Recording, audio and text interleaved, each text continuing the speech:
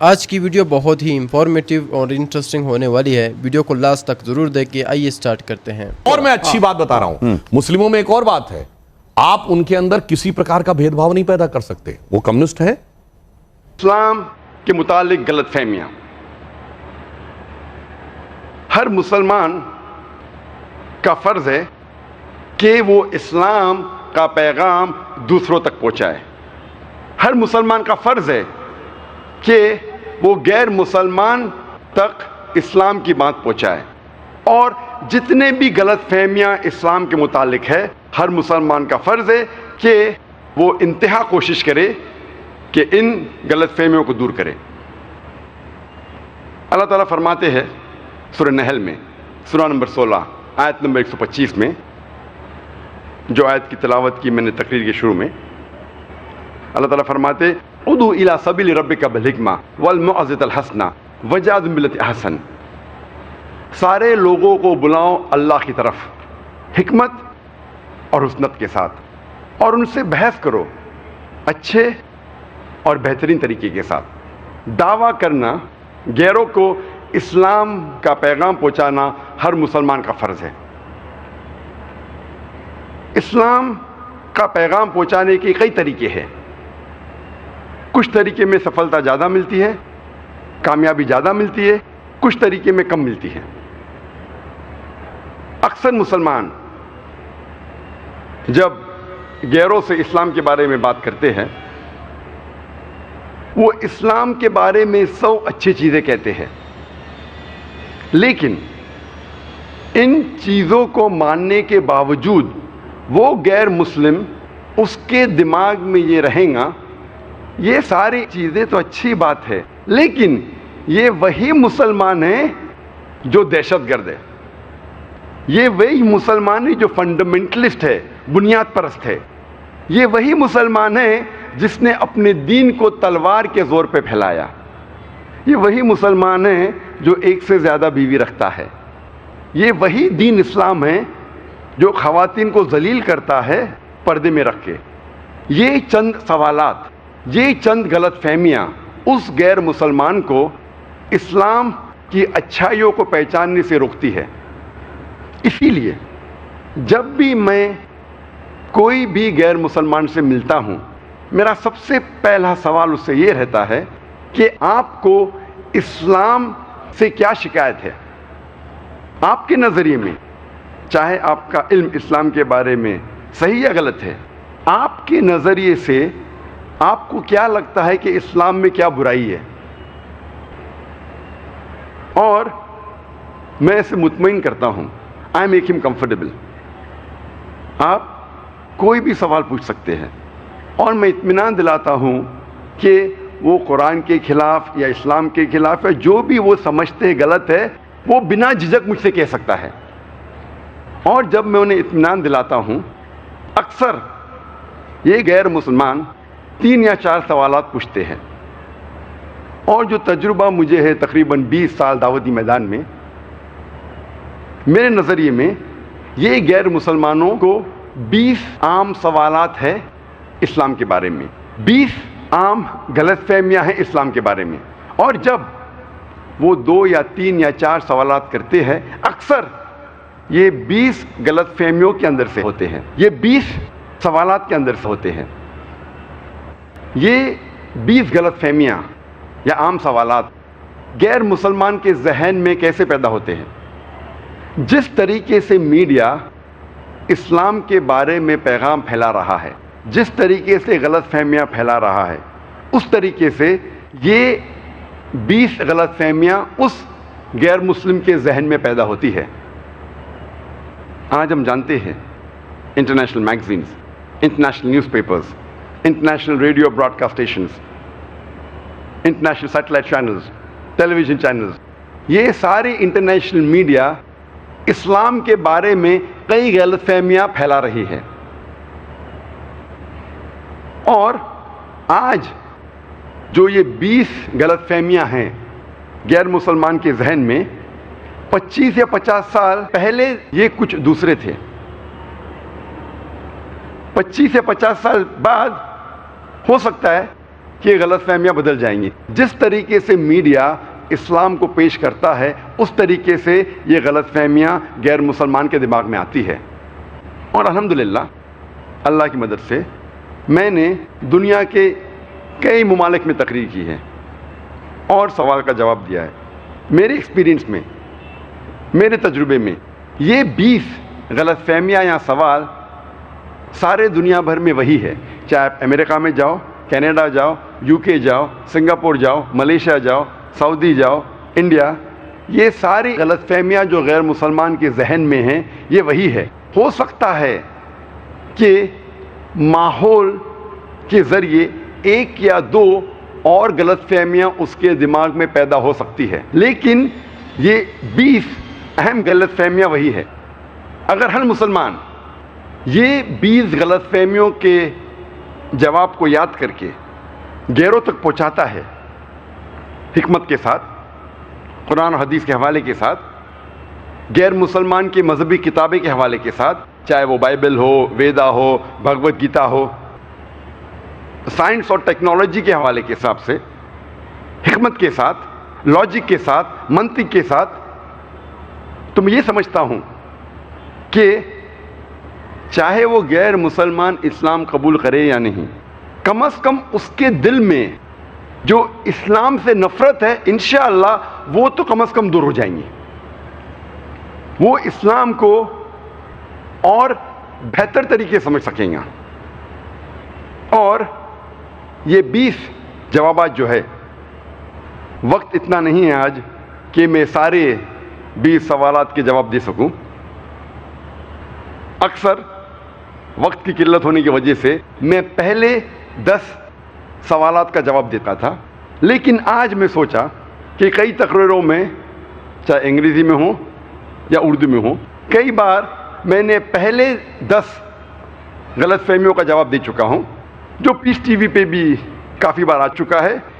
آج میں نے سوچا کہ وہ آخری 10 سوالات کا جواب دوں. اور یہ سارے 20 سوال کے جوابات انٹرنیٹ پہ موجود ہے، ہمارے ویب سائٹ پہ موجود ہے اور کتاب کی شکل میں بھی موجود ہے. آخری 10 سوالات کا جواب دینے کے پہلے کم از کم میں پہلے 10 غلط فہمیاں یا سوال آپ کے سامنے کم از کم پیش کروں اور پھر میں آخری 10 کا جواب دوں گا. آج کی تاریخ میں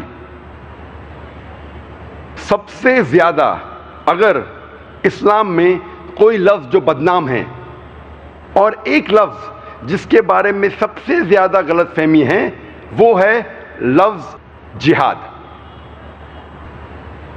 دوسری عام غلط فہمی ہے کہ مسلمان فنڈامنٹلسٹ ہے، بنیاد پرست ہے، مسلمان ایکسٹریمسٹ ہے، انتہا پسند ہے. تیسری غلط فہمی، مسلمان ٹیررسٹ ہے، مسلمان دہشت گرد ہے. چوتھی غلط فہمی، یہ اسلام مذہب تلوار کے زور پر پھیلا. یہ چاروں غلط فہمیوں کا انشاءاللہ میں اس کانفرنس کے آخری دن جو آخری نشست میں میری تقریر ہے، جہاد اور دہشت گردی اسلام کے پس منظر میں، انشاءاللہ اس تقریر میں میں یہ چاروں غلط فہمیوں کو دور کروں گا.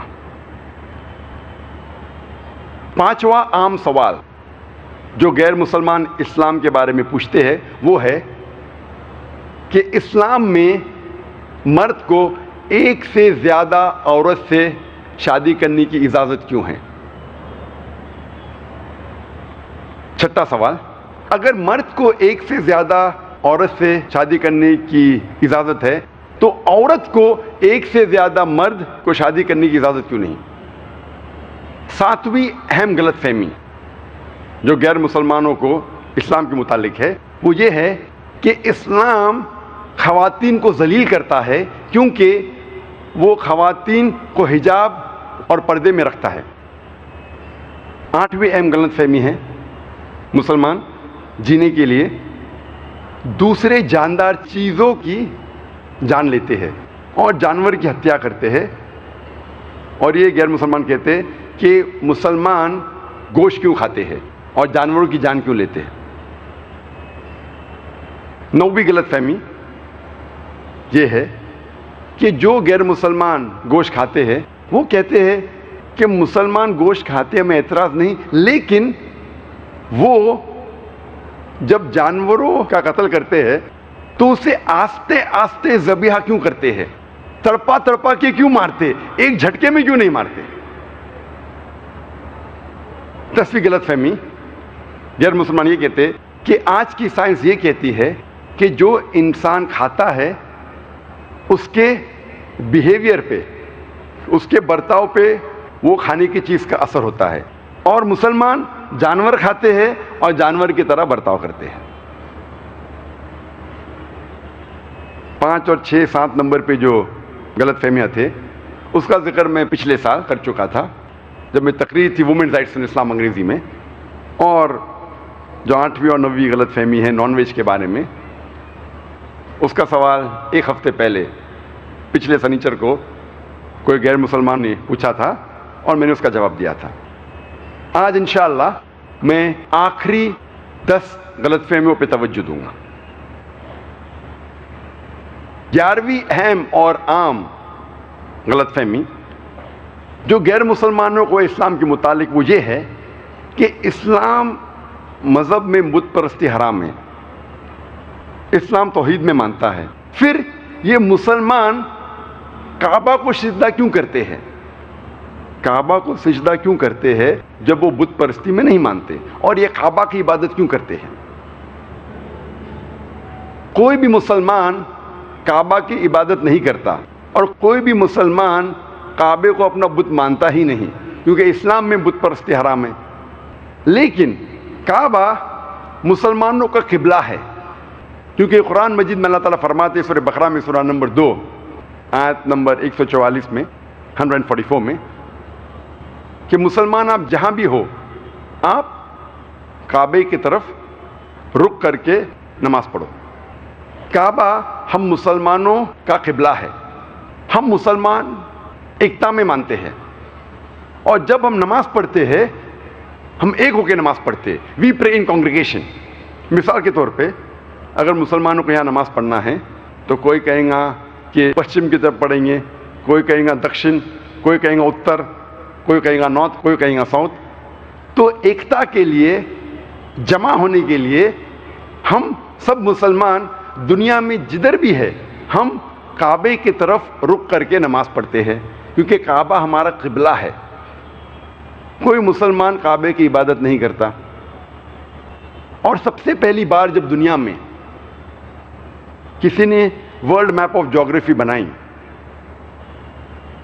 دنیا کا نقشہ بنایا، وہ تھے مسلمان۔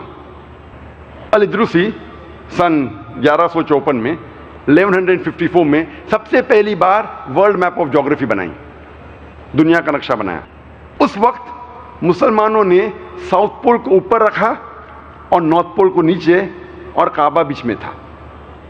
ویسٹرن کارٹوگرافرز بعد میں آئے اور نقشے کو الٹا کیا، نارتھ پول اوپر ساؤتھ پول نیچے، لیکن الحمدللہ پھر بھی کعبہ بیچ میں ہی ہے، کعبہ از ان دا سینٹر۔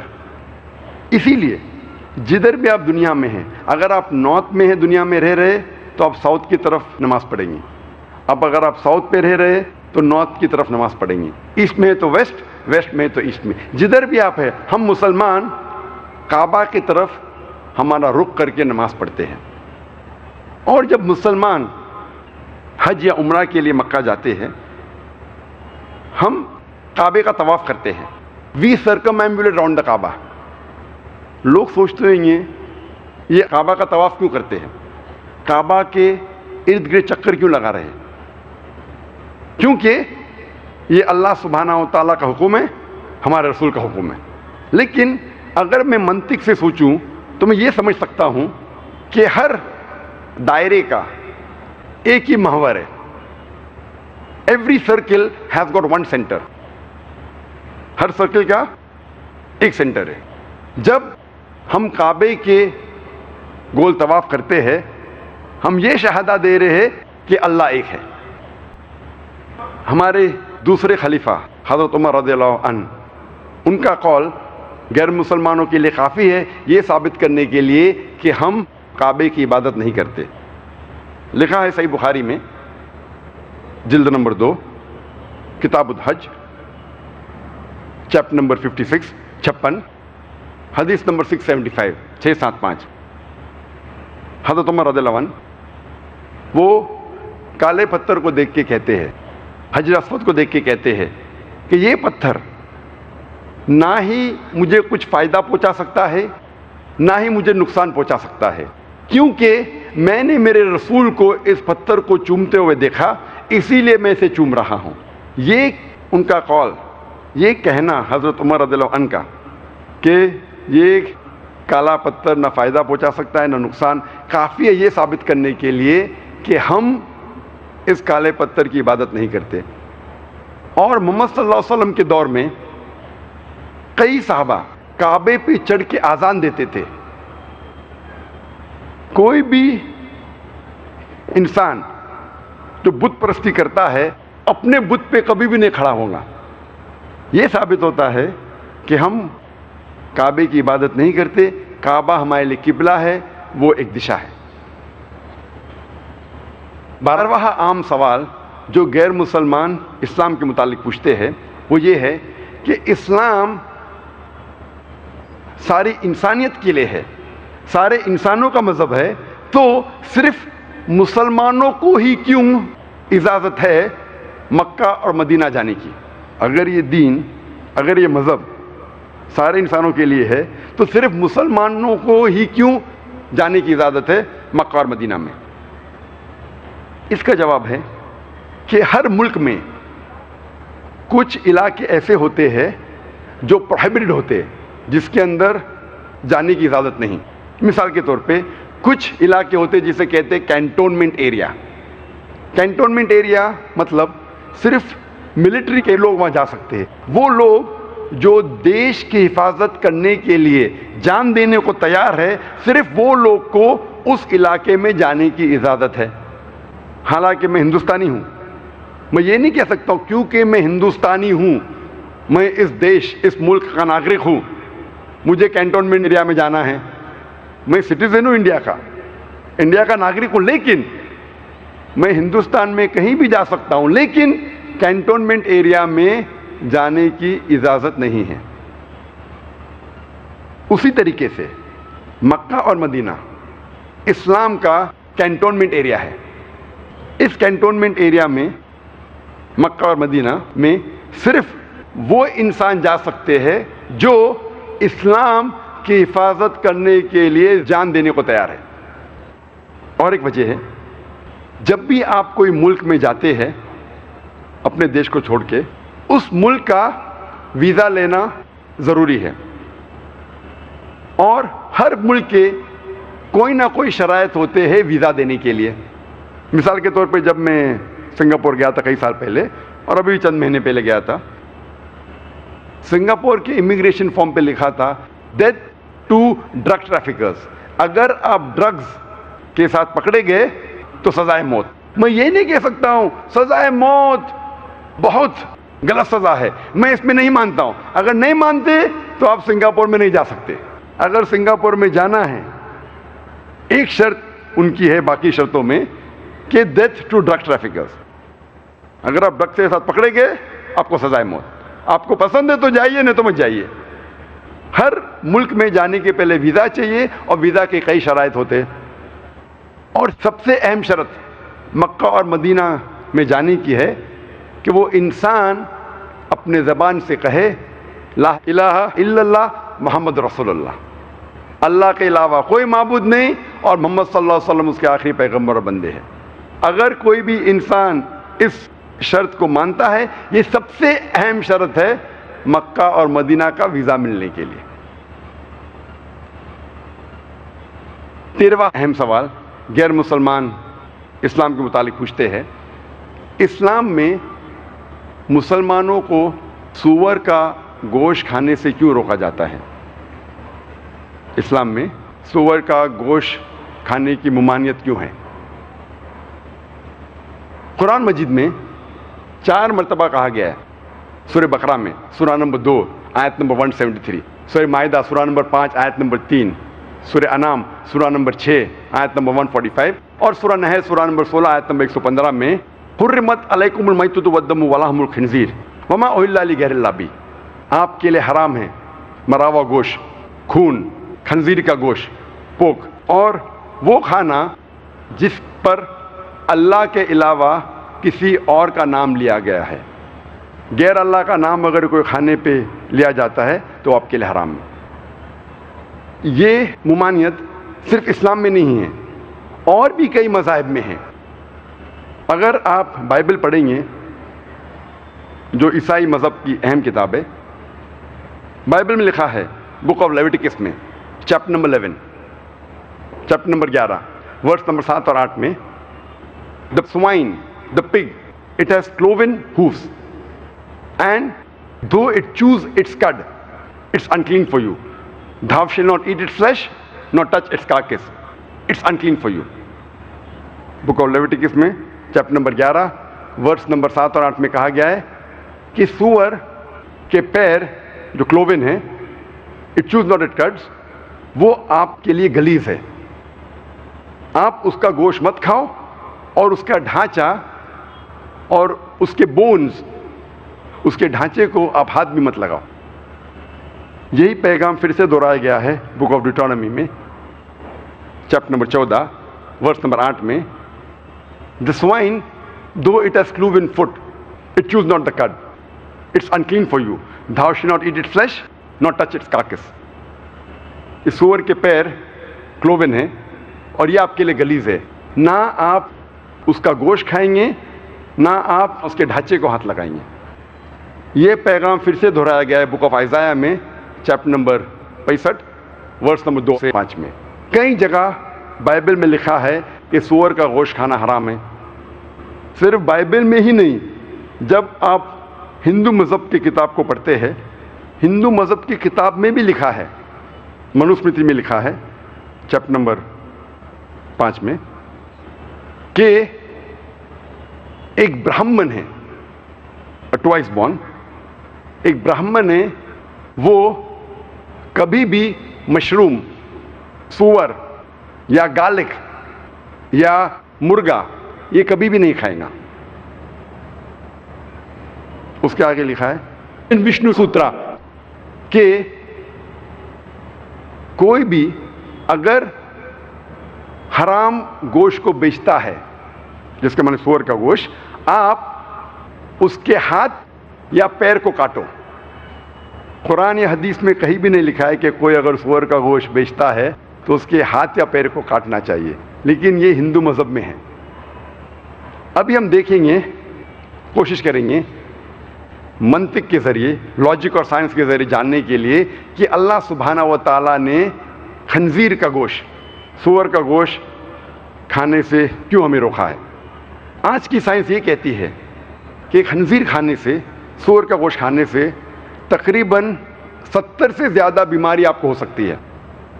مثال کے طور پہ پن ورم، راؤنڈ ورم، ہک ورم، کئی ورمز ہیں جو آپ کو ہو سکتے ہیں سور کے گوشت کھانے سے۔ اور سب سے خطرناک جو ہیلمنٹ ہے، جو بیماری ہے، وہ ٹینیا سولیم، جسے عام لوگ کہتے ہیں ٹیپ ورم۔ اور یہ ٹیپ ورم جو ہے کافی لمبا ہوتا ہے، 20 سے 30 فیٹ، اور ماتریا میں رہتا ہے، اور اس کے جو انڈے ہیں وہ خون کے ذریعے آپ کے جسم کے کئی اعضاء میں جا سکتے ہیں۔ اگر دماغ میں جائیں گے، برین میں جائیں گے تو it can cause brain damage, آنکھ میں جائیں گے تو اندھے ہو سکتے ہیں، دل میں جائیں گے تو ہارٹ اٹیک ہو سکتا ہے، آپ کے کئی اعضاء میں جا سکتے ہیں۔ اور جب تک آپ کو پتہ لگتا ہے کہ آپ اس بیماری کے شکار ہیں، تب تک بہت دیر ہو جاتی ہے۔ آج کی سائنس یہ کہتی ہے کہ سور کا گوشت کھانے سے اکثر یہ فیٹ بلڈنگ مٹیریل ہے، اس سے آپ میں چربی زیادہ ہوتی ہے، اور چانسز ہے کہ آپ کو آتھروسکلوسس ہو سکتا ہے، ہائپر ٹینشن اور ہارٹ اٹیک بھی۔ اسی لیے آپ جب امریکن اسٹیٹسٹک دیکھیں گے تو 50% سے زیادہ لوگ کو ہائپر ٹینشن ہے، ٹینشن کی بیماری ہے۔ खून में हाइपरटेंशन, और इसकी अहम वजह है कि अक्सर अमेरिकन सूअर का गोश्त खाते हैं। साइंस आज ये कहती है कि सूअर ऐसा जानवर है, और हम भी जानते हैं, अक्सर जिधर भी गिलाजत है सूअर को आप उधर ही पाएंगे जहाँ गिलाजत है। मिसाल के तौर पे हम जब गांव जाते हैं, जिस तरीके से मॉडर्न सिटीज़ में टॉयलेट है, बैतुल खला है, उस तरीके से तो गांव में तो नहीं है।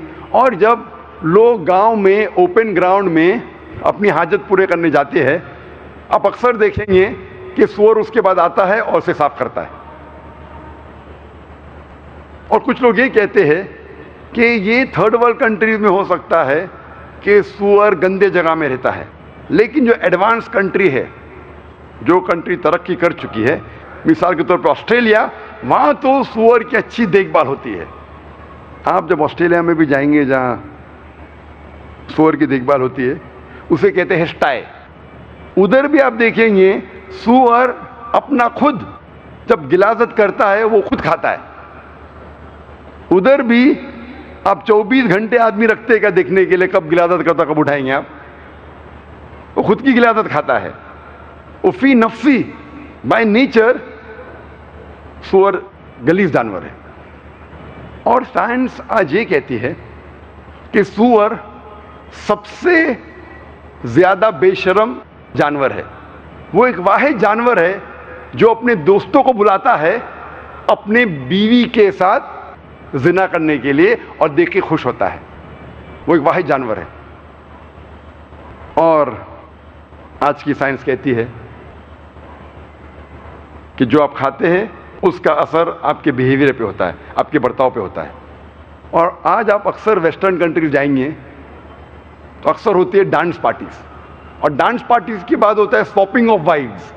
स्वैपिंग ऑफ वाइव्स मतलब आप मेरे एहलिया के साथ सो और मैं आपके एहलिया के साथ सोऊंगा। अगर आपको इस तरह की वीडियोस देखना पसंद है तो आप हमारे चैनल को सब्सक्राइब और वीडियो को लाइक ज़रूर करें ताकि आपसे हर एक वीडियो मिस ना हो। आपके जहन में कोई भी सवाल हो आप पूछ सकते हैं डॉक्टर ज़ाकिर नायक के हवाले से या हमारे चैनल के हवाले से, हम आपको जवाब देंगे। कमेंट सेक्शन खुला है आपके लिए, आप बताएं, हम आपको जवाब देंगे।